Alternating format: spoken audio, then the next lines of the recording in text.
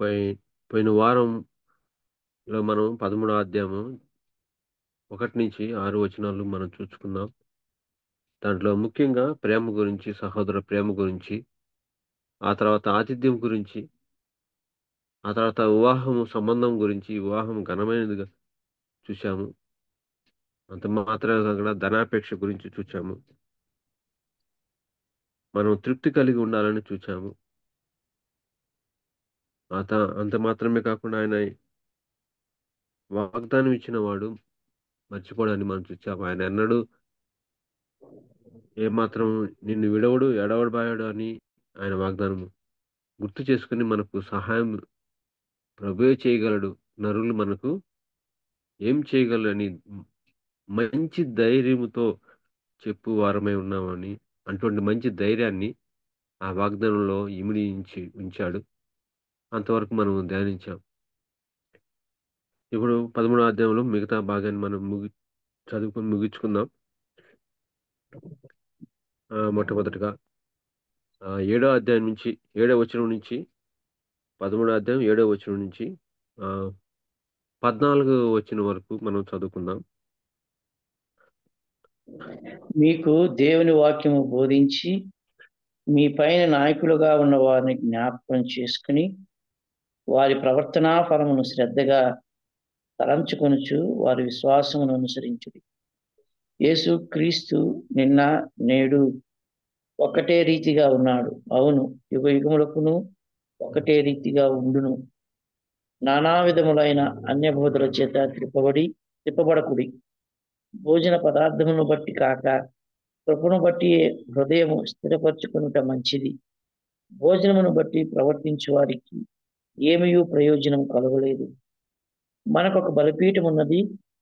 దాని సంబంధమైన వాటిని తినుటకు గుడారములో సేవ చేయు వారికి అధికారం లేదు. వేటి రక్తము పాప పరిహారార్థముగా పరిశుద్ధ స్థలములోనికి ప్రధాన యాజకుల చేత తేబడును.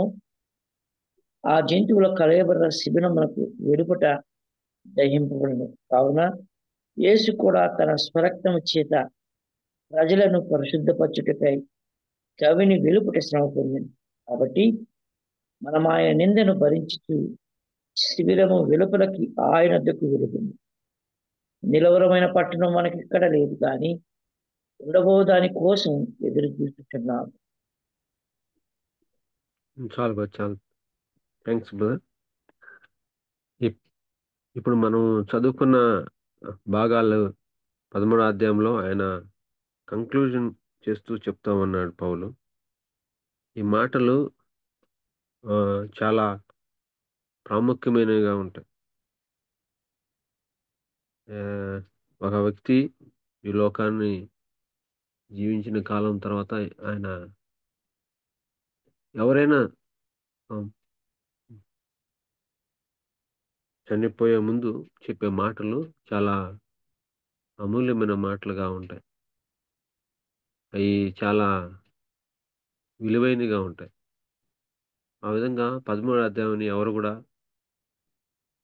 ఎక్కువగా పట్టించుకోరు. కానీ ఇవే ఈ 13 అధ్యాయంలో మనకు ఉన్న మాటలే క్రైస్తవ జీవితానికి ఎంతో ఉపయోగపడేవిగా, మనం పాటించేవిగా ఉన్నట్టుగా మనం చూస్తున్నాం. ఇవి మనకు లేకపోతే మనం ఏ మార్గంలో ఏ విధంగా నడుచుకోవాలో మనకు తెలియడము చాలా కష్టంగా ఉండేది. అందుకనే మొదటి 6 వచనంలో చాలా అమూల్యమైన సత్యాలను ఆయన చెప్పాడు. ఒక విశ్వాస జీవితంలో ఏ విధంగా నడుచుకోవాలనేది. ఆ విధంగా ఈ అధ్యాయాన్ని ముగిస్తూ ఉన్నాడు. ఈ గ్రంథాన్ని ముగిస్తూ ఉన్నాడు. మిగతా అంతా 12 అధ్యాయాల వరకు ఆయన క్రీస్తు యొక్క ప్రాముఖ్యతను, క్రీస్తు యొక్క శ్రేష్టతను ఆయన నిరూపిస్తూ, ఆయన హెచ్చిస్తూ, ఆయన యొక్క గొప్పతనాన్ని ఆయన తప్ప ఇంకా మరొకటి లేదు అని మనం ఆయన వెంబడించే దానికి ఇంకొకటి లేదు అని చెప్పేసి ఆయన చెప్తూ వచ్చాడు. ఇప్పుడు ఈ లోకంలో దేహంగా మనమున్నాము. ఆత్మీయంగా మనం ఆయన్ని అనుసరిస్తున్నాం. కానీ దేహంగా, ప్రాక్టికల్‌గా మనం ఏ విధంగా ప్రతిదిన జీవితంలో జీవించాలో ఆయన ఇక్కడ చెప్తా వస్తున్నాడు. ఈ వాక్యంలో మనం పోకముందు చిన్న ప్రార్థన చేసుకుందాం. పరిశుద్ధమైన మా ప్రభా, కనికరం గల మా ప్రభా, మీ ఘనమైన నామానికి స్తోత్రాలు చెల్లిస్తున్నాం. వాక్యం విన్నా మా ప్రభా, మీకు వందనాలు, స్తోత్రాలు. మీ వాక్యంతో మాకు ఈ చివరి దినాల్లో మాతో మాట్లాడే దేవుడిగా ఉన్నారు. అందుని బట్టి స్తోత్రాలు. మీ ఒక మాట మాకు మా జీవాన్ని ప్రభా ఎంతో చెప్పరిల్లేదిగా ఉండేదిగా ఉంటుంది. మీరే మాట్లాడండి, హెచ్చరించండి. అయా తండ్రి, మా ఆత్మీయమైన జీవితానికి మేలుకరమైన ఆత్మీయమైన మన్నాను మాకు దయచేయమని మా రక్షకుడైన ప్రభువైన యేసుక్రీస్తు నామములో ప్రార్థించి అడిగి వేడుకుంటున్నాం తండ్రి. ఆమేన్. 7వ వచనంలో మనం చూసినట్లయితే మీకు దేవుని వాక్యము బోధించి మీ పైన నాయకులుగా ఉన్నవారు మీ జ్ఞాపకం చేసుకొని వారి ప్రవర్తన ఫలమును శ్రద్ధగా తలంచుకొనుచు వారి విశ్వాసమును అనుసరించుడి. ఇక్కడ ఇంకొక హెచ్చరిక మనకు చేస్తున్నాడు. ఆయన పైన నాయకులుగా ఉన్న వారికి వాళ్ళని జ్ఞాపకం చేసుకోమంటున్నాడు. వారు మనకు దేవుని వాక్యాన్ని బోధించేవారుగా ఉన్నారు. వారిని చాలా శ్రద్ధగా మనం వాళ్ళ ప్రవర్తనను మనం వారి యొక్క విశ్వాసాన్ని అనుసరించే బద్దులమై ఉన్నాం. కాబట్టి వారిని ఎంత తక్కువగా మనం చూడకూడదు అని ఆయన హెచ్చరిస్తున్నాడు. ఎందుకంటే దేవుడు తన స్వరక్తం ఇచ్చిన సంఘంలో ఆయన అనేకుల్ని ఉపదేశకులుగాను, ఆయన నాయకులుగాను ఆయన నియమించి ఉన్నాడు. వారు ఆయన వాక్యాన్ని బోధించి మనకు నడిపించేటప్పుడు వారి యొక్క పోలి మనం నడుచుకోవాలి. వారిని జ్ఞాపకం చేసుకోవాలని, వారి విశ్వాసాన్ని అనుసరించాలని ఆయన హెచ్చరిస్తా ఉన్నాడు. ఇది చాలా ప్రాముఖ్యమైనదని ఆయన పౌలు కూడా మనకు హెచ్చరిస్తూ వస్తున్నాడు. ఆయన క్రీస్తును పోలి నడిచాడు. నన్ను మీరు పోలి నడుచునని ఆయన కొరింథీ పత్రిక 11వ అధ్యాయం 1వ వచనంలో చెప్తున్నాడు. అంత మాత్రమే కాకుండా ఆయన పౌలును మనం చూసుకున్నట్లయితే కొరింథీకి రాసిన మొదటి పత్రిక 4 అధ్యాయం 15, 16లో ఆయన చాలా ఆహ్, చక్కగా ఆయన చెప్తా ఉన్నాడు. మనం ఆ విధంగా నాయకుల విశ్వాసాన్ని మనం అనుసరించే వారంగా ఉండాలి. కాబట్టి వాళ్ళకి మనం శ్రద్ధగా వాళ్ళని గమనించాలని, తద్వారా మనం నేర్చుకునే వారంగా ఉన్నాం. మనం ప్రభుదాస్ రెడ్డి గారిని మనం చూసినట్లయితే ఆయన పాస్ గారి ప్రతి మీటింగ్‌లోనే ట్రాన్స్‌లేటర్‌గా ఉన్నాడు. భగత్ సింగ్ గారు కూడా ఉన్నాడు. వాళ్ళ నాయకులుగా ఉన్నప్పుడు ఆయన నేర్చుకున్నాడు. ఆ తర్వాత ఆయన శ్రద్ధగా వాళ్ళ విశ్వాసాన్ని ఎంతో గమనించి వాళ్ళని నడిచినట్లుగా మనం ఆయన చరిత్రలో చదువుతాం. మన మధ్యలో అలాంటి నాయకులు ఎంతోమంది ఉన్నారు. పూర్వపు నాయకులు. పూర్వం అనేకులు ఆ విధంగా మనం చూస్తాం. పౌలు రాసిన పత్రిక కొరింథీయులకు రాసిన మొదటి పత్రిక 4వ అధ్యాయం 15వ వచనం 15, 16 చూద్దాము. క్రీస్తునందు మీకు ఉపదేశకులు 10,000 మంది ఉన్నను తండ్రులు అనేకులు లేరు. క్రీస్తు యేసునందు సువార్త ద్వారా నేను మిమ్మల్ని కంటిని గనుక మీరు నన్ను పోలి నడుచుకున్న వారై ఉండవాలని మిమ్మల్ని బతిమాలుకొనుచున్నాను. ఇక్కడ ఆయన చక్కగా చెప్తున్నాడు. ఆయన మనకు ఉపదేశించిన వాడుగా ఆయన మిమ్మల్ని కనిన వాడుగా సువార్త ద్వారా నేను మిమ్మల్ని కంటిని గనుక మీరు నన్ను పోలి నడుచుకున్న వారై ఉండవాలని బతిమాలుకొనుచున్నాను. ఈ విధంగా పౌలు మనకు మాదిరిగా ఉన్నాడు. అంత మాత్రమే కాకుండా వారి యొక్క విశ్వాసాన్ని మనము గమనించే వారంగా ఉండాలని చూస్తున్నాం. ఎందుకంటే ఒకవేళ మనకు ఎవరు ఆ విధంగా కనపడకపోయినప్పటికి కూడా ఆయన కింద వచనంలో చక్కగా చెప్తున్నాడు. ఎవరంటే మన నాయకుడు యేసుక్రీస్తు ప్రభు. ఆయన యేసుక్రీస్తు నిన్న, నేడు ఒకటే రీతిగా ఉన్నాడు. అవును, యుగములు ఒకటే రీతిగా ఉంది. ఒకవేళ మనుషులైతే మనం చూసినప్పుడు ఆహ్, పాటించడానికి అనుకూలంగా లేకపోయినా మీ వ మన పైన నాయకుడిగా ఉన్న ఆ ప్రభువు నిన్న, నేడు ఏకరీతిగా ఉండేవాడుగా ఉన్నాడు. ఆయన మారని ఆయన నిరంతరం ఉండే దేవుడు. అలాంటి ఆయన్ని మీరు చూసి నడుచుకోవాలని ఆయన కింద వచనంలో చెప్తున్నాడు. మానవులైతే బలహీనులే కానీ ఆయన బలహీనుడు కాదు. ఆయన అందుకని ఆయన ఏం చెప్తున్నాడంటే ఇక్కడ యేసుక్రీస్తని మానవ శరీరంగా ఉన్న ఆయనకున్న ఆ పేరుని ఇక్కడ చెప్తున్నాడు.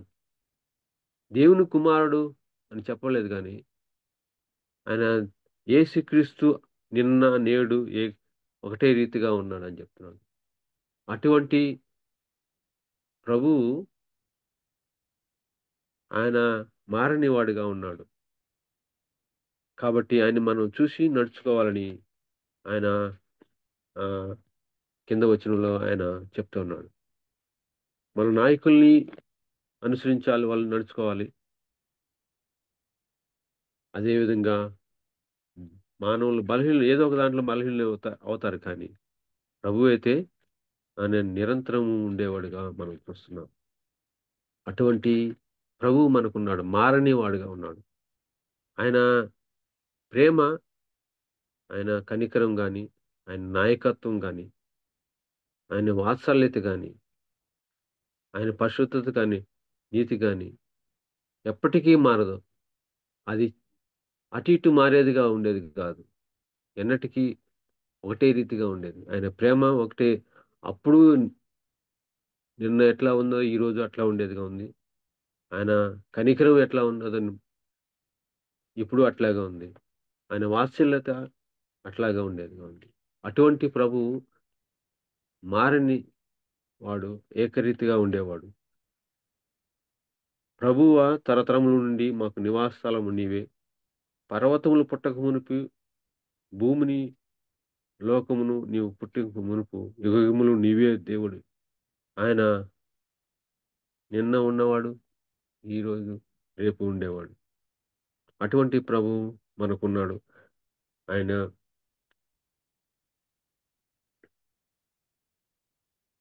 మనల్ని చాలినవాడు. ఆయన మనకు చాలినవాడు. నిన్న చాలినవాడిగా ఉన్నాడు. ఈరోజు అట్లా ఉన్నాడు. రేపు గూడా ఆయన చాలినవాడు. ఆయన మనకు సంపూర్ణమైన తృప్తి కలిగించేవాడు. ఆయన తప్ప మరొకటి మనకు మరొకరు గాని, మరొకరు మరొకటి గాని మనకు తృప్తి కలిగించేది మరి ఏదీ లేదు ఈ లోకంలో ఆయన తప్ప.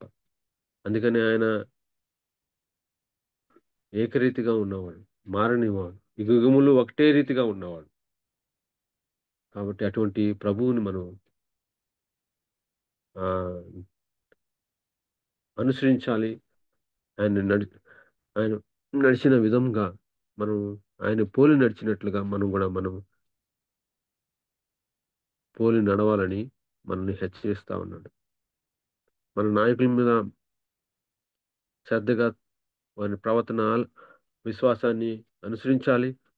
ఒకవేళ మీరు ఆ విధంగా వాళ్ళలో ఏమన్నా మీరు మానవులకు బలహీనలుగా ఉంటే మన ప్రభువుని మనం నాయకుడైన ప్రభువుని మనం మారని వాడుగా ఉన్న ఆ ప్రభువుని మనం చూసి నడుచుకోవాలి. అంత మాత్రమే కాకుండా ఆయన ఉంటున్నాడు. నానా విధములైన అన్ని బోధల చేత త్రిప్పబడకుడి. భోజన పదార్థములను బట్టి కాక కృపను బట్టియే ఉదయము స్థిరపరచుకొనటం మంచిది. భోజనమును బట్టి ప్రవర్తించిన వారికి ఏమీ ప్రయోజనం కలగలేదు. ఇక్కడ మళ్ళీ ఆయన బోధ గురించి చెప్తున్నట్టుగా మనం చూస్తున్నాం. ఆయన నానా విధములైన అన్ని బోధలు వైపు మీరు తిప్పకూడదు అని ఆయన హెచ్చరిస్తున్నాడు. ఆ రోజుల్లోనే మొదటి శతాబ్దంలోనే అనేకమైన అన్ని బోధలు వచ్చినట్టుగా మనం చూస్తున్నాం. అన్ని బోధల వైపు మనం తిరగకూడదని ఆయన హెచ్చరిస్తున్నాడు. అదే యోహాను రాసిన రెండవ పత్రికలో ఆయన చెప్తున్నాడు. యోహాను రాసిన రెండవ పత్రిక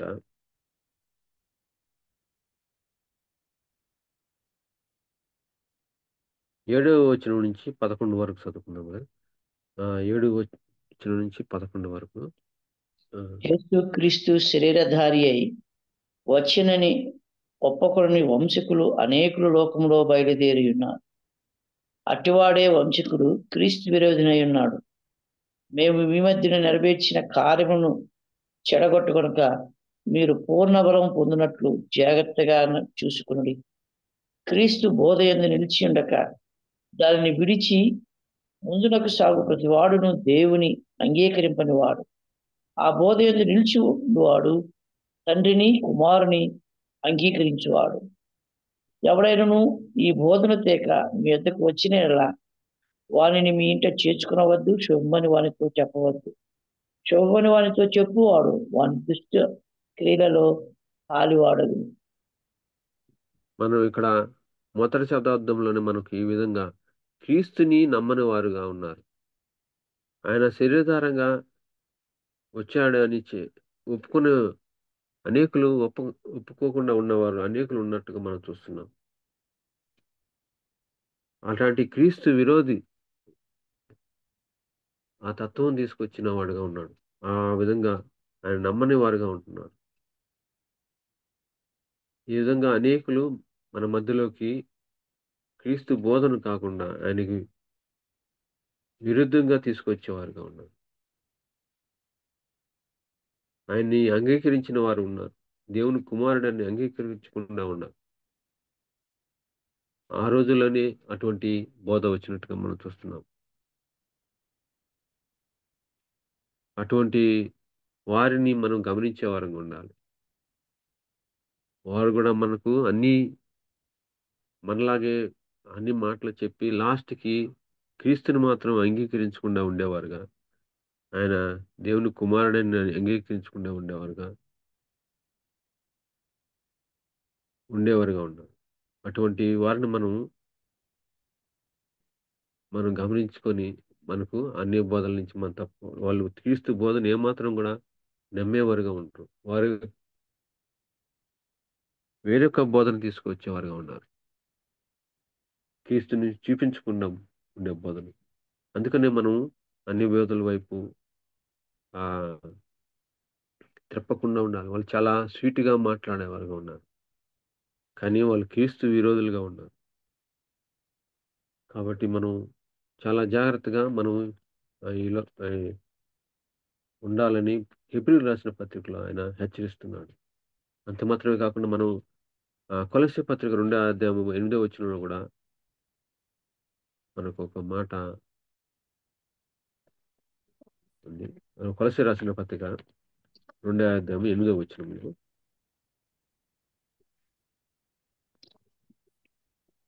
ఆయనను ఆయనను అనుసరింపక మనుషుల పారంపర్యాచార్యమును అనగా లోక సంబంధమైన మూలపాఠములను అనుసరించి మోసకరమైన నిరర్ధక తత్వజ్ఞానము చేత మిమ్మల్ని చెరపట్టుకుని పోవాడైనను ఉండినేమో అని జాగ్రత్తగా ఉండుడి. ఇక్కడ చాలా మాటలున్నాయి గానీ, మనం ఇక్కడ ఒక మాట మాత్రం గమనిద్దాం. అయన్నీ మనం తర్వాత మీరు ధ్యానించండి. కానీ ఇక్కడ ఒక మాట ఉంది. మోసకరమైన నిరర్ధక తత్వ జ్ఞానము చేత మిమ్ము చెరపట్టుకొని పోవు వాడెవడైనా ఉన్నాడా? ఈ రోజుల్లో తత్వ జ్ఞానం చాలా మాట్లాడేవారుగా, తత్వజ్ఞానం చేత మనల్ని చెరపట్టేవారుగా ఉన్నారు. ఎందుకంటే ఆ రీజనింగ్, ఆ లాజిక్‌లు చెప్పి అనేకమైన ఫిలాసఫీ ద్వారా ఆ తత్వజ్ఞానాన్ని మనకు బోధించినప్పుడు, అవును గదా! ఇది గూడా సరే గదా! ఇది గూడా కరెక్టే గదా! అని అనిపించుకునేటట్టుగా మోసకరమైన తత్వజ్ఞానం చేత మన నిరర్ధకమైన తత్వజ్ఞానం మోసకరమైనదిగా ఉండేది. కాబట్టి దానికి మీరు జాగ్రత్తగా ఉండుడని హెచ్చరిస్తున్నాడు. ఎన్ని లోక సంబంధంగా ఉండేవిగా ఉన్నాయి. వారు గూడా అన్నీ మంచియి జెప్తారు. అన్నీ మోరల్ టీచింగ్స్ చెప్తారు. కానీ ఆ మోసకరమైన తత్వజ్ఞానంలో మనం ఆహ్, చెరపట్టుబడి మోసపోయే వారంగా ఉంటాం. కాబట్టి ఆ విధంగా ఉండకుండా జాగ్రత్తగా ఉండాలని ఆయన ఆహ్, హెచ్చరిస్తా ఉన్నాడు. ఇటువంటి బోధనల గురించి మనం అసలు తెలియకుండా ఉంటే, అసలు మనం వాటి గురించి జాగ్రత్తగా ఉండదు. కాబట్టి ఆయన జాగ్రత్త కాషన్స్ ఇస్తా ఉన్నాడు పౌలు. అవి మనం వాటిని గమనించాలని ఆయన హెచ్చరిస్తున్నాడు. అదే విధంగా ఎఫెసీయులకు రాసిన పత్రికలో గూడా 4 అధ్యాయం 13, 14లో 4 అధ్యాయం 13, 14 వచనాల్లో చూస్తే ఆయన గూడా అదే మాట ఇక్కడ అంటున్నాడు. ఆహ్, పరిశుద్ధులు సంపూర్ణులగునట్లును, క్రీస్తు శరీరం క్షమాభివృద్ధి చెందుటకును, పరిచర్య ధర్మం జరుగుటకును, ఆయన కొందరిని అపోస్తలుగాను, కొందరిని ప్రవక్తలుగాను, కొందరిని సువార్థికులను గాను, కొందరిని కాపరులుగాను, ఉపదేశకులుగాను నియమించెను. అందువలన మనమికతడ మీదట పసిపిల్లలమయ్యుండి, మనుషుల మాయోపాయముల చేత వంచనతోనూ, తప్పు మార్గమునకు లాగు కుయుక్తితోనూ, గాలికి కొట్టుకొని పోవునట్టు కల్పింపబడిన ప్రతి ఉపదేశమునకు ఇటు అటు కొట్టుకొని పోవచ్చు అలల చేత ఎగురు కొట్టబడి వారితో ఉండక, ప్రేమ కలిగి సత్యము చెప్తూ క్రీస్తు వలె ఉండుటకు మనం అన్ని విషయములలో ఎదుగుదు. ఇక్కడ మనకు ఆహ్, ఎటువంటి బోధ ఉందో మనం ఇక్కడ చూస్తా ఉన్నాం. మనుషులు మాయోపాయాల చేత వంచనతో ఉండేదిగా ఉంది. మనం దాన్ని గ్రహించిన వారంగా ఉంటున్నాం. అందుకనే అక్కడ హెచ్చరిస్తా ఉన్నాడు. తప్పు మార్గమును లాగు కుయుక్తు చేత వాళ్ళు ఉండేవారుగా ఉన్నారు. అంత మాత్రమే గాక ఎటు గాలి కొడితే అటు చెప్పేవారుగా ఉన్నారు. అయన్నీ ఇటువంటి బోధన మనం జ్ఞాపక గుర్తుపెట్టుకొని మనం వాటిని జాగ్రత్తగా ఉండాలి. వాటినన్నిటి కూడా ఎదిరించాలంటే మనం పసిపిల్లల వలె ఏదో ఏది చెప్తే అది నమ్మే వారంగా ఉండకూడదు. మనం ప్రేమ కలిగి సత్యం చెబుతూ క్రీస్తు వలె ఉండుటకు మనం అన్ని విషయంలో ఎదగాలి అని చెప్తున్నాడు. ఇంకా మనం పసిపిల్లల వలె ఉండకూడదు. ఎటు గాలి కొడితే అటు పోయే అలలు ఎగ ఎగిరిపోయేటట్టుగా ఉండకూడదు అని మనం చూస్తున్నాం. ఆ బోధలు చాలా తప్పు మార్గాన్ని లాగేటట్టుగా, కుయుక్తితో ఉండేటట్టుగా మనం చూస్తున్నాం. ఇయన్నీ గూడా మనం ఈ రోజుల్లో మనం చూస్తా ఉన్నాం. కానీ వాటిని మనం పసికట్టి మనం జాగ్రత్తగా ఉండాలంటే మనం పసిపిల్లల వలె ఉండకూడదు. ఎదిగిన వారంగా ఉండాలి. అందుకనే ప్రభు ఆ వాక్యాన్ని మనం ప్రతిదినం సమృద్ధిగా మన హృదయాల్లో ఎలి ఎలిన్ ఎల ఉండేటట్టుగా ఉండగలగాలి. అప్పుడు మాత్రమే మనం అటువంటి ఆహ్, బోధలకు మనం లొంగకుండా మనం జాగ్రత్త కలిగి విశ్వాస జీవితంలో ముందుకెళ్ళగలం. ఒక్క తప్పుడు బోధ గాని మనం నమ్మి ముందుకెళ్తే ఇంక మళ్ళీ దాన్ని కరెక్ట్ చేసుకొని రావడానికి ఎన్నో రోజులు, ఎంతో ఆత్మీయమైన జీవితంలో నష్టం మనం కలిగిన వారంగా ఉంటాం. అలాగ అనేక మంది విశ్వాసంలో నుంచి కూడా తొలగిపోయిన వారుగా ఉన్నారు.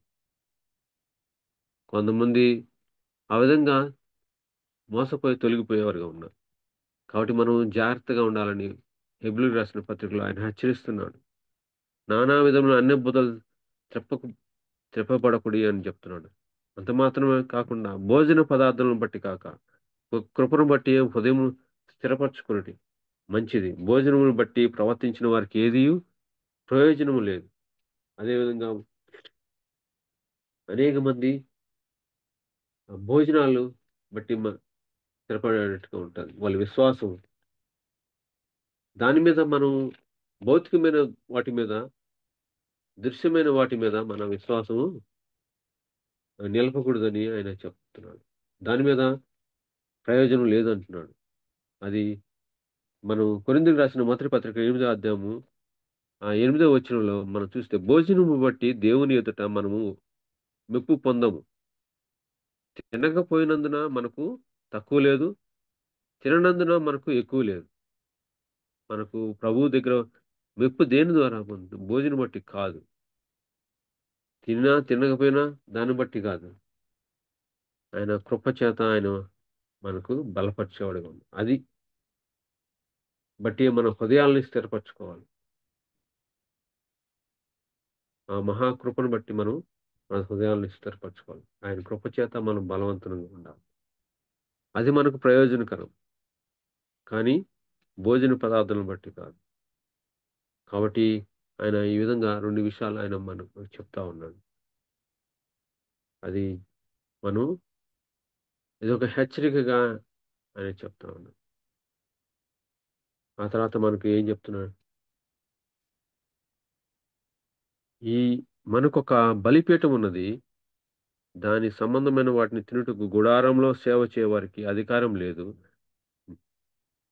వేటి రక్తం పాప పరిహార్థంగా పరిశుద్ధ స్థలంలోనికి ప్రధాన యాజకుని చేత తేబడును. ఆ జంతువుల కళేబరమును శిబిరమును వెలుపట దహింపబడును. కావున యేసు కూడా తన స్వరక్తం చేత ప్రజలను పరిశుద్ధపరచుటకు గౌని వెలుపట శ్రమ పొందెను.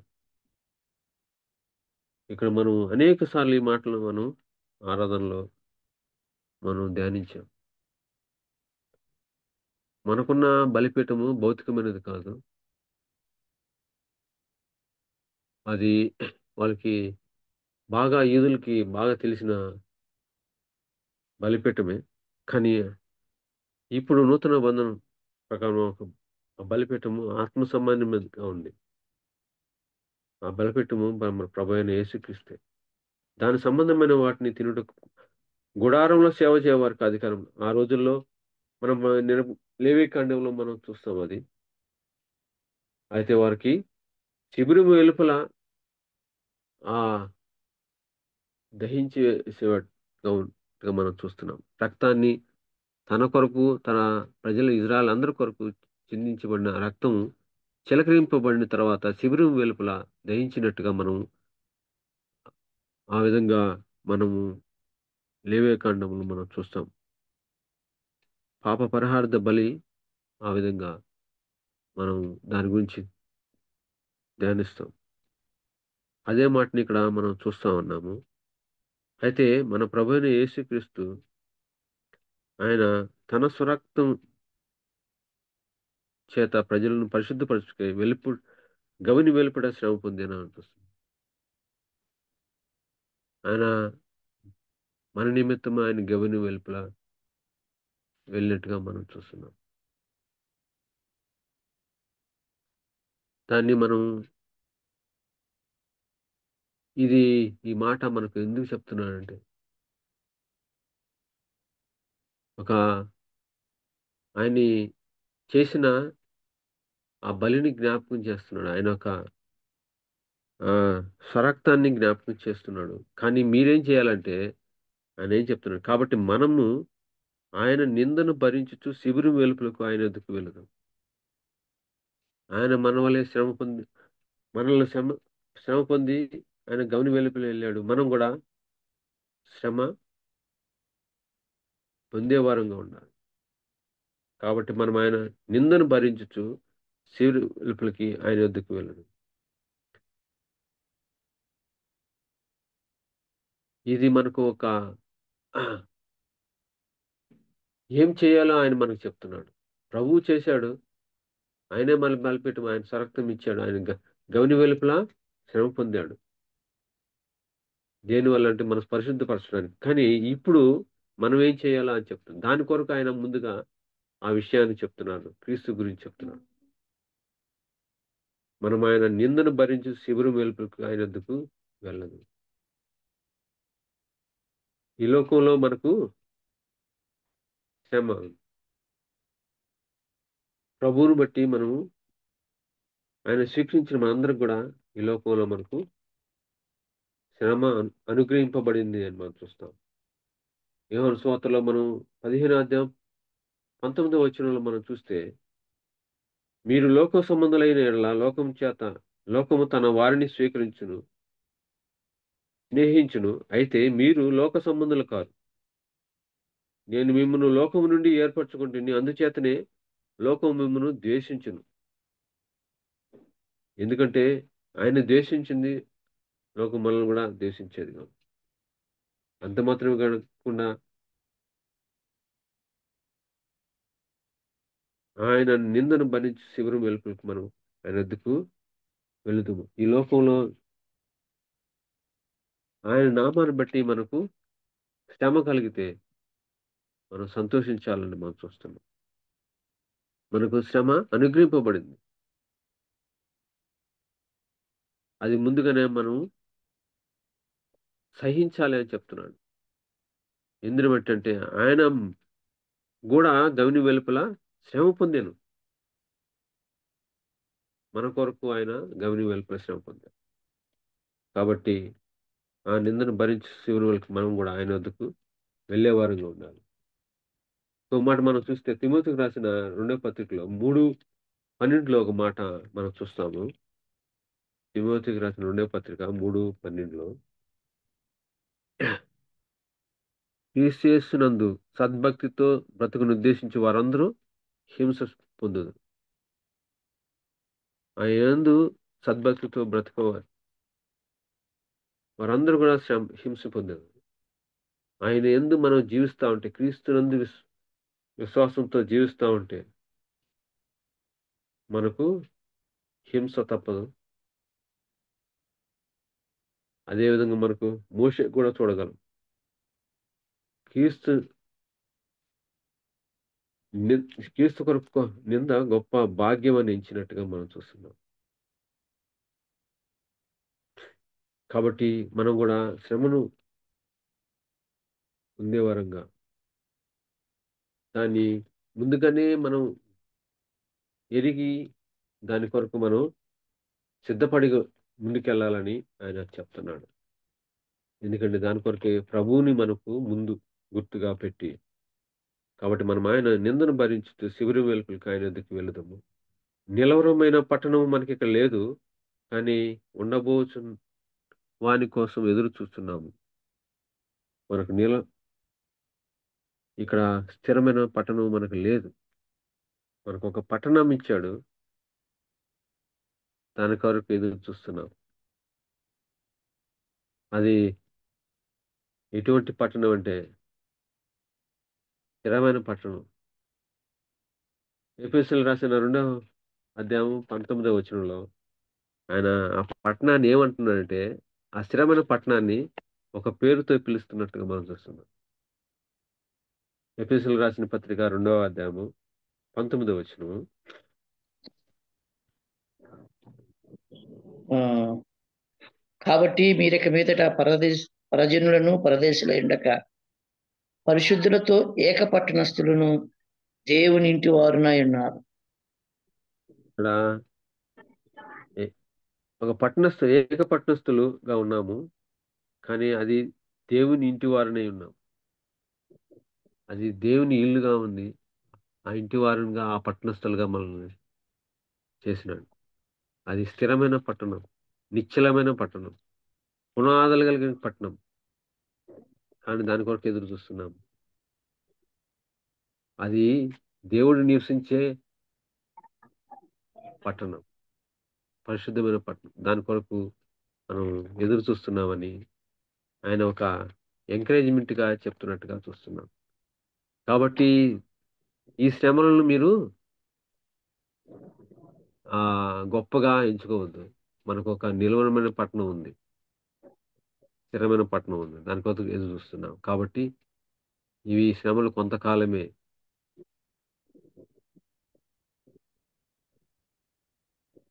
అని ఆయన బలపరుస్తున్నాడు. కాబట్టి ఆయన ద్వారా మనకు దేవునికి ఎల్లప్పుడూ స్తుతియాగము చేదుము అనగా ఆయన నామము ఒప్పుకొనుచు జీవహ ఫలములు అర్పించుదుము. ఉపకారము ధర్మము మర్చకుడి. అట్టి యాగములు దేవునికి ఇష్టమైనవి అని 15వ వచనంలో మనము చూస్తా ఉన్నాం. మనం దేవునికి ఎల్లప్పుడూ స్తుతి యాగం చేసేవారంగా మనం జీవహ ఫలాలు ఆయనకి అర్పించేవారంగా ఉండాలని, అదే విధంగా ఉపకారము ధర్మం ఇవన్నీ కూడా ఇటు యాగములు దేవునికి ఇష్టమైనవి అని మనం చూస్తున్నాం. మనమైతే అనేక సార్లు క్రియారూపంగా ఆహ్, చేయకపోయినా కనీసం నోటి ద్వారా గూడా ఆయనకి స్తుతి చెల్లించే వారంగా ఉండకుండా మర్చిపోయే వారంగా ఉంటున్నాం. ప్రభువు చేసిన ఈ మేలును, ప్రభువు చేసిన ఆహ్, ఇవన్నీ గొప్ప పట్టణాన్ని మనం పట్టణస్థులుగా సిటిజన్‌షిప్‌గా మనకు చేశాడు. మన కొరకు ఆయన పరిశుద్ధపరచడానికి శిబిరం వెలుపల ఆయన శ్రమ పొందాడు. అయితే మనం ఏం చేయాలంటే అయి దేవునికి ఇష్టమైనవి చేయమంటున్నాడు. ఇట్టి యాగములు దేవునికి ఇష్టమైనవంట. మనం చూస్తాం 10 మంది కుష్ఠరోగులైన స్వస్థపరిస్తే ఒక్కడే తిరిగి వచ్చినట్టుగా మనం చూస్తున్నాం. ప్రభు అంటున్నాడు 9 ఎక్కడున్నారు అంటున్నాడు. ఆ విధంగా మనం ఉండకూడదు. మనం ఆయనకి జీవఫలాలు అర్పించే వరంగా, ఎల్లప్పుడూ స్తుతి యాగం చేసే వరంగా ఉండాలి. అవి చాలా ప్రీతికరమైనట్టు. తా దేవునికి చాలా ఇష్టమైనయి. దేవునికి ఇష్టమైనది మనం మన హృదయంతో ఆయన్ని స్తుతించడం, జీవఫలాలు అర్పించడం ఆయనకి ఇష్టమైనదంట. అంత మాత్రం కాకుండా క్రియారూపంగా గూడా మనం ఉపకారము, ధర్మం చేయడం మర్చిపోకూడదు. ఇది గూడా ఆయనకి నిజమైన స్తుతి యాగం. నోటితో స్తుతించేదే కాదు, చేతితో మనం చేసే ఉపకారం గూడా ఆయనకి ఒక స్తుతి చెల్లించడమే. అయి దేవునికిష్టమైనవి. అట్టి యాగములు దేవునికిష్టమైనవి. మనం దేవునికిష్టమైనవి చేయడానికి ఎల్లప్పుడూ ఆహ్, సిద్ధపడి ఉండాలి. నా ప్రభువుకి ఇది ఇష్టం అని ఎరిగినప్పుడు, అప్పుడు మనం తప్పకుండా ఆయనకి ఇష్టమైన యాగాలను మనం అర్పించగలం. మనకు మన ప్రభువుకి చాలా ఇష్టం. మనం ఆ విధంగా ఇష్టమైనవి మనం ప్రభువుకి చెల్లించుకుంటూ ఉంటే ఆయన్ని బాధపరిచేవారంగా ఉంటాం. నేను ఈ విధంగా మీ కొరకై నేను ఇంత చేసినను మీరు నన్ను జ్ఞాపకం చేసుకోకుండా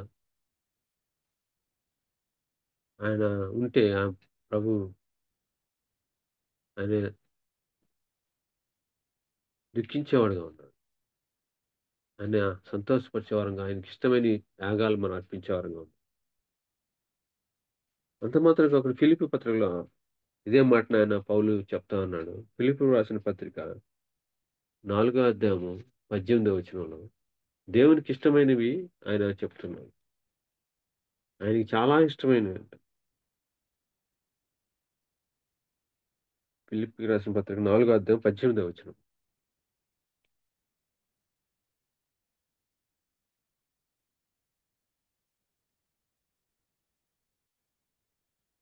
నాకు సమస్తమును సమృద్ధిగా కలిగి ఉన్నది. మీరు పంపిన వస్తువులు ఎపఫ్రాదీతు వలన పుచ్చుకొని ఏమీ తక్కువ లేకున్నాను. అవి మనోహరమైన సువాసనయు, ఆ దేవునికి ప్రీతికరమును ఇష్టమునైన యాగములై ఉన్నవి. ఇక్కడ దేవునికి అవి చాలా మనోహరమైన సువాసన, దేవునికి ప్రీతికరమును ఇష్టమునై ఉన్నాయి. ఎఫ్రోదోత ఎఫ్రోదీతు వలన పుచ్చుకున్న ఆ వస్తువులు గాని, ఏది ఆర్థిక సహాయమైనా గాని, అయన్నీ గూడా దేవునికి ఒక ఇష్టమైనగా ఉన్నాయి. ఇష్టమైన యాగంగా ఉన్నాయి. ఈ విధంగా మనం ఉపకారం చేయడం మర్చిపోకూడదు. ఇది గూడా దేవునికి ఇష్టమైనది. దేవుని బిడ్డలకు ఈ విధంగా సహాయం చేయడం గూడా, పౌలుకి ఏ విధంగా వాళ్ళు సహాయం చేశారో, అయి దేవునికి ఇష్టమైనని చెప్తున్నాను. చాలా ప్రీతికరమైనవి. అటువంటి దేవునికి ప్రీతికరమైనయి, ఇష్టమైనయి ఏదో మనము అర్పించే వారంగా ఉండాలి. వాటిని మనం ఎల్లప్పుడూ సిద్ధపడే వారంగా ఉండాలి. ఎందుకంటే అది దేవునికి ఇష్టమైనవి, ప్రీతికరమైనవి. మనం దేవుణ్ణి ప్రేమిస్తే మనం తప్పకుండా ఆయనకి ఇష్టమైనవి మనం చెల్లించకుండా ఉండలేం. కాబట్టి ఉపకారం తనము చేయక మరచకుండా ఉండాలి. జీవ ఫలాలు అర్పించే వారంగా ఉండాలి. కనీసం ఆయనకి థాంక్స్ అన్నా చెప్పగలిగే ఉండాలి. సంపూర్ణ హృదయంతో ఆయనకి కృతజ్ఞతలు చెల్లించే వారంగా ఉండాలి. అది దేవునికి ఇష్టమైనది అనుకో. అదే విధంగా ఆ త్యాగం దేవునికి ఇష్టమైనది చూస్తున్నాం. చివరగా మనం ఇంకొక మాట మనం 17వ వచనంలో మీ పైన నాయకులుగా ఉన్నవారు లె లెక్క చెప్పవలసిన వారి వలె మీ ఆత్మలను కాయుచున్నారు. వారు దుఃఖంతో ఆ పని చేసిన యెడల మీకు నిష్ప్రయోజనము. కనుక ఆ దుఃఖంతో కాక ఆనందంతోను చేయనట్లు వారి మాట విని వారికి లోబడియుండుడి. ఇక్కడ 7వ వచనంలో మనం పై నాయకుల గురించి చూస్తున్నాం. సంఘ కాపరుల గురించి, ఉపదేశకులు గురించి ఈ విధంగా 17వ వచనంలో గూడా ఇదే మాట మనం చూస్తున్నాం. వారు మన మీ ఆత్మలను కాయుచున్నారు. కాబట్టి వారికి మనం ఏం చేయాలంటే వారి మాట వినాలి. లోబడి ఉండాలి అని ఇక్కడ హెచ్చరిస్తున్నాడు. వారు ఆ పని చేస్తున్నప్పుడు వాళ్ళు దుఃఖంతో చేయకూడదు. ఆనందంతో చేయగలగాలి. ఆనందంతో చేయాలంటే మనము కాపరి మాటలు నాయకుల మాటలు మనం విని లోబడే వారంగా ఉండాలి. మీకు నిష్ప్రయోజనం కనుక దుఃఖంతో కాక ఆనందంతో చేయనట్లు వారి మాట విని లోబడి ఉండండి. ఈ విధంగా వారు మన పైనున్న నాయకులు దేవునికి లెక్క అప్పగించేవారుగా ఉన్నారు. మన ఆత్మలు కాయేవారుగా ఉన్నారు. ఎవరికి పాలు ఇవ్వాలో తెలుసు. ఎవరికి బలమైన ఆహారం ఇయ్యాలో తెలుసు.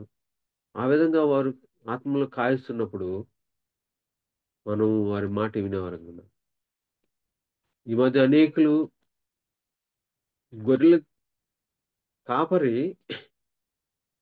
గొర్రెల కాపరి ఆ మందను ఆహ్, విస్తరింపజేస్తాడా? గొర్రెల కాపరి వల్ల అది ఆహ్, గొర్రెలు ఎక్కువవుతాయా? అంటే ఏదైతే బలహీనమైనదో, ఏదైతే ఆహ్, పాలతో పోషించాలో, ఎవరితో బలమైన ఆహారం ఇయ్యాలో అది కాపరి చూసుకుంటాడు కానీ గొర్రెలేం చేయాలంటే, గొర్రె పిల్లల్ని పొదిగి పిల్లల్ని కని అన్ ఆ గొర్రెల మందని పెంచే పెంచాలి. కానీ ఏమైందంటే ఉల్టా అయిపోయింది. గొర్రెలు మాత్రం ఏమి చేయరు. గొర్రె పిల్లలు కనవు. కానీ గొర్రెల కాపరంట గొర్రెల మందని క్వాంటిటీని పెంచాలంట. ఆ విధంగా బోధిస్తున్నారు. గొర్రెల కాపరి గొర్రెలను కాయిస్తాడు. కానీ గొర్రెలు మాత్రం ప్రతి సంవత్సరం ఒక్కొక్క గొర్రెని కనేవారంగా ఉండాలి. కాపరే కాదు సువార్త చెప్పి తీసుకొచ్చేది. గొర్రెలు గూడా మెయిన్ మనం అనేకుల్ని తీసుకొచ్చి సువార్త చెప్పి తీసుకొచ్చి సంఘంలో ఆహ్, రక్షణ పొందేటట్టుగా మనం చేసేవారంగా ఉండాలి. ఆ పని విశ్వాసులది. ఎక్కువగా విశ్వాసులదిగా ఉన్నట్టుగా మనం చూస్తున్నాం. దేవుడు ఎవరికైతే ఆహ్, ఒక కృపావరాన్నిచ్చాడో అది గొర్రెల కాపరి మీద మనం దాన్ని ఆ పని చేయడం కాదు కానీ, విశ్వాసులైన మనం ఆ పని చేయాలి అని మనం చూస్తున్నాం. తెస్సలోనికీయులకు రాసిన పత్రికలో మొదటి తెస్సలోనికీయులకు రాసిన పత్రిక 5వ అధ్యాయము 12, 13 వచనాలు.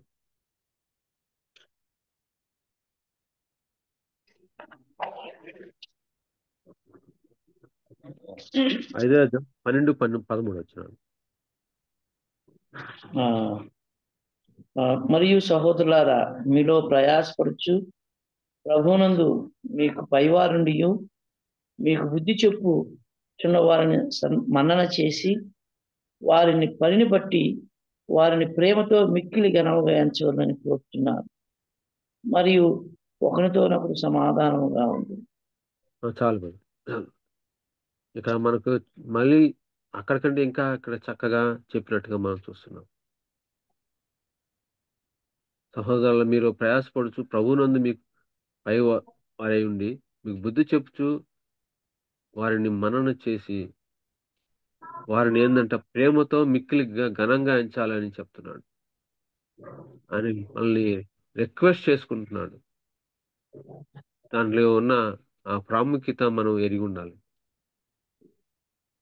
మిక్కిలి ఘనంగా ఎంచవాలని వేడుకొంచున్నాను అని చెప్తున్నాడు. ఇక్కడ మనం ఆ స్థితిని మనం కలిగి ఉండాలి అని మనం చూస్తున్నాం. వారు ఆ గొర్రెలు కాసేటప్పుడు వాళ్ళు ఎంత ప్రయాసపడతారో మనం చూస్తా ఉన్నాం. అది ప్రభువు నియమించాడు. ప్రభువునందు మీకు పైవారి ఉండి ఉన్నారు కానీ లోకస్తుల్లాగా మనకు ఒక సంస్థలు పైవారుగా ఉండడం కానీ. కాబట్టి అది మనం గమనించి వారు ఒక ప్రయాసని వారు బుద్ధి చెప్పినప్పుడు గాని, హెచ్చరించినప్పుడు గాని మనం ప్రేమతో మనం మాట విని లోబడి వారిని మిక్కిలిగా ఘనపరిచే వారంగా, ఇచ్చేవారంగా ఉండాలని మరొకసారి ఆయన 17వ వచనంలో ఆయన హెచ్చరిస్తూ ఉన్నాడు.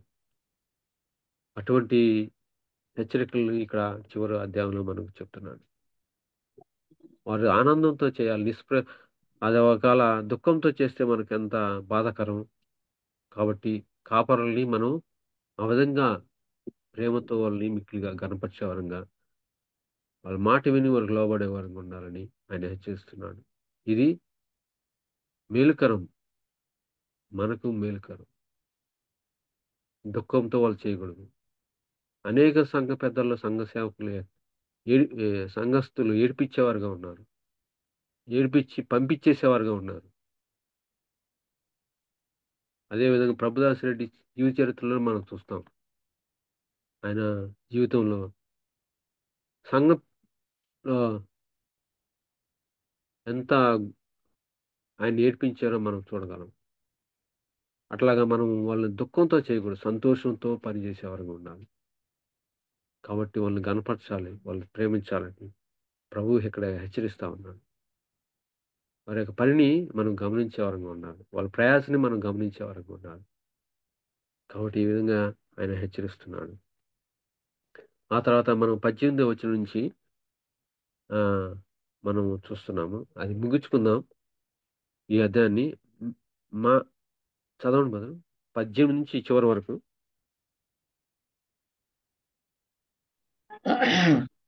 మా నిమిత్తము ప్రార్థన చేయుడి. మేమన్ని విషయములలో యోగ్యముగా ప్రవర్తింపగోరుచు మంచి మనస్సాక్షి కలిగి ఉన్నామని నమ్ముకొనుచున్నాం. మరియు నేను మరి త్వరగా మీ ఎద్దకు మరలా వచ్చినట్లు ఇలాగ చేయాలని మరి ఎక్కువగా మిమ్మల్ని బతిమాలుకొనుచున్నాను. గొర్రెల గొప్ప కాపరేరు యేసు అని మన ప్రభువును నిత్యమైన నిబంధనను సంబంధము రక్తమును బట్టి మృతుల్లో నుండి లేపిన సమాధానకర్త దేవుడు యేసు క్రీస్తు ద్వారా తన దృష్టికి అనుకూలమైన దానిని మనలో జరిగించుచు ప్రతి మంచి విషయంలోనూ తన చిత్త ప్రకారం చేయుటకు మిమ్మల్ని సిద్ధపరచును గాక. యేసుక్రీస్తుకు యుగములకు మహిమ కలుగును గాక. ఆమేన్. సహోదరులారా, మీకు సంక్షేమంగా రాసి ఉన్నాను కనుక ఈ హెచ్చరిక మాటను సహించుడని మిమ్మల్ని వేడుకొంచున్నాను. మన సహోదరుడైన తిమోతికి విడుదల కలిగినదని తెలుసుకుని అతడు శీఘ్రముగా వచ్చిన అతడితో కూడా వచ్చి మేము చూసేదము. మీ పైన నాయకులందరికీ పరిశుద్ధులందరికీ నా వందనములు చెప్పుదు. ఇట్లీ వారు మీకు వందనాలు చెప్పుతున్నారు. కృప మీ అందరికీ తోడైండును గాక. ఆమేన్. ఇక్కడ మనకు చివరగా ఆయన ఒక మాట ఆహ్, చెప్తా ఉన్నాడు. ఈ వచనాలన్నిటిలో గూడా మనం 1, 2 మాటలు మనం చూసుకొని ముగించుకుందాం. ఆయన మా నిమిత్తం ప్రార్థన చేయమని ఆయన కోరుచున్నాడు. అదేవిధంగా మంచి మనస్సాక్షి కలిగి ఉండాలని, ఆ విధంగా యోగ్య ప్రవర్తన కలిగి ఉండాలని మనం ప్రార్థించాలని ఆయన కోరుచున్నట్టుగా మనం చూస్తున్నాం. అనేక సేవకులు అదేవిధంగా సువార్త పనిచేసే వారి కొరకు మనం ఈ విధంగా నాయకులు ఉన్న వారి కొరకు, సేవ చేసే వారందరి కొరకు మనం ప్రార్థించే వారంగా బద్దులమై ఉన్నాం. వాళ్ళకి మంచి మనస్సాక్షి కలిగి, దేవుని వాక్యాన్ని ధైర్యంగా ప్రకటించేటట్టుగా మనం ప్రార్థించే వారంగా ఉండాలి. ఆ ప్రార్థన మనం ఎల్లప్పుడూ కలిగి ఉండాలని ఆయన తెలియజేస్తున్నాడు, బతిమాలుచున్నాడని చెప్తున్నాడు. ఇంకోటి రెండో మాట మనం ఇక్కడ చూసుకున్నట్లయితే, ఇక్కడ ఒక ప్రతి దగ్గర ప్రతి అధ్యాయంలో ఆయన ప్రభువుని శ్రేష్టమైన వాడుగా చూపించేవాడుగా ఉన్నాడు. ప్రతి హెబ్రీ పత్రికలో మొదటి అధ్యాయం నుంచి 13వ అధ్యాయం వరకు కూడా. ఈ అధ్యాయంలో ఆయన ఇక్కడ ఏం చెప్తున్నాడంటే, గొర్రెలకు గొప్ప కాపరి అయిన యేసు అని ఇక్కడ సంబోధిస్తున్నట్టు మనం చూస్తున్నాం. ఈ అధ్యాయంలో ఆయన గొప్ప కాపరి అని ఇక్కడ చెప్తున్నట్టు చూస్తున్నాం. మన ప్రభువు గొప్ప కాపరిగా ఉన్నాడు. దానికంటే ముందుగా ఆయన మనకు మంచి కాపరిగా ఉన్నాడు. మన కొరకు మరణించిన మంచి కాపరి అని యోహాను సువార్త 10వ అధ్యాయం 11వ వచనంలో చూస్తున్నాం. ఆయన తిరిగి లేచిన వాడుగా, ఆయన గొర్రెల గొప్ప కాపరిగా, ఆయన గొప్ప కాపరిగా ఉన్నాడు. తిరిగి లేచిన వాడుగా గొప్ప కాపరిగా ఉన్నాడు. ఆ చేత మనకు ప్రధాన కాపరిగా కూడా ఉన్నట్టు మనం చూస్తున్నాం. అది పేతురు రాసిన మొదటి పత్రికలో మనం 5వ అధ్యాయము 4వ వచనంలో చూస్తున్నాం. ప్రధాన కాపరి ప్రత్యక్షమైనప్పుడు మీరు వాడబారని మహిమ కిరీటం పొందుదురు. ఆయన రానయున్నాడు. రానయున్న ఆయన ప్రధాన కాపరిగా ఉన్నాడు. మన కొరకై మంచి కాపరిగా మరణించాడు. మన కొరకై ఆయన తిరిగి లేచిన గొప్ప కాపరిగా ఉన్నాడిప్పుడు. ఆయన రానయున్నాడు ఒక దినాన. ఆయన ప్రధాన కాపరిగా ఆయన రానయున్నాడు. ఆ గొప్ప కాపరి యేసు మన ప్రభువు నిత్య నిబంధన సంబంధమైన రక్తమును బట్టి మృతుల నుండి లేపిన సమాధానకర్తకు దేవుడు యేసుక్రీస్తు ద్వారా తన దృష్టికి అనుకూలమైన దాన్ని మనలో జరిగించుచు ప్రతి మంచి విషయంలోనూ తన చిత్త ప్రకారం చేయుటకు మిమ్మును సిద్ధపరచును గాక. యేసుక్రీస్తు యుగమునకు మహిమ కలుగును. ఆమేనని చూస్తున్నాం. మనలో ఆ యొక్క మంచి దేవుని చిత్తానుసారంగా మనల్ని మంచి కార్యాలు, మంచి విషయాలను చేసేవాడు ప్రభువు. ఆయన తప్పకుండా మనల్ని ఆ విధంగా నడిపించి, ఆయన చిత్తానుసారంగా ఆయన కార్యాలు, మంచి కార్యాలను చేసేవాడుగా, ప్రభు చిత్తానుసారమైన కార్యాలను చేసేవాడుగా ఉండాలని ఆయన మన కొరకు ప్రార్థించేవాడుగా ఉన్నాడు. మనం మన సొంతంగా మనం చేయలేము గానీ, ఆయన మనకు ఆహ్, ఆ శక్తిని, మంచి కార్యాన్ని చేసేటట్టుగా మనల్ని చేసేవాడుగా ఉన్నాడు. ఆయన మీద మనం ఆధారపడాలి. ఆ విధంగా ఆయనకు గొప్ప కాపరిగా మనకున్నాడు. మృతుల నుంచి లేచిన ఆ ప్రభువు మనలో మంచి కార్యాన్ని జరిగించేవాడుగా ఉన్నాడు. కాబట్టి మనము ఆయన మీద ఆధారపడి ఆయన సహాయం కొరకు, ఆయన చిత్తానుసారంగా మంచి కార్యాలు చేసేవారంగా మనం ఉండాలని ఆయన కోరుచున్నాడు. ఈ విధంగా ఆయన ఉన్న అందరికి కూడా పెద్దలకు వందనాలు, అందరికి వందనాలు చెప్తున్నాడు. అదేవిధంగా ఆయన చివరగా కృప మీ అందరికీ తోడైండును గాక అని దేవుని యొక్క ప్రభువైన యేసుక్రీస్తు కృప మనందరికీ తోడు ఉండాలని ఆయన ముగిస్తున్నాడు. ఈ విధంగా హెబ్రీయులకు రాసిన పత్రిక మనము ఈ 13 అధ్యాయాలు ఒక ఆహ్, ధ్యానించడానికి ఎప్పుడు మనం చదువుకున్న ఒక ఏ విధంగా మనం ధ్యానించాలి, మిస్‌అండర్‌స్టాండింగ్ చేసుకోకుండా ధ్యానించాలో దాని కొరకు మాత్రమే, ఇంకా లోపలికి పోకుండా మనం దాని కొరకు మాత్రమే ఈ గ్రంథాన్ని ధ్యానించడానికి ప్రభువు మనకు సహాయం చేశాడు. వచ్చే వారం ఈ 13 అధ్యాయాల్లో అన్నీ కలిపి మనం ఒక ధ్యానించుకొని ముగించుకుందాం. వచ్చే వారం 13 అధ్యాయాలన్నీ కూడా దాంట్లో ఉన్న సారాంశాన్ని టూకీగా మనం ధ్యానించుకొని ముగించుకుందాం. దేవుడి వాక్యాన్ని దీవించును గాక.